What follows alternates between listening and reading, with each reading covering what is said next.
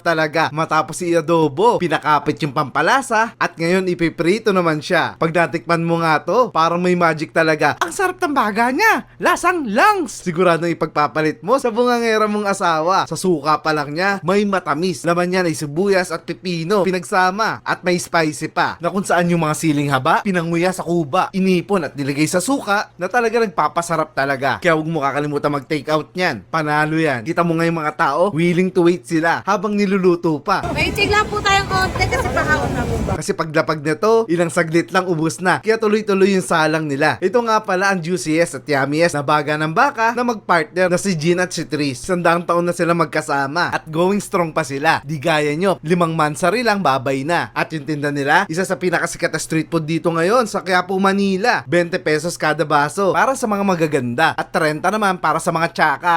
Joke lang, parehas lang yung 20. At meron naman 50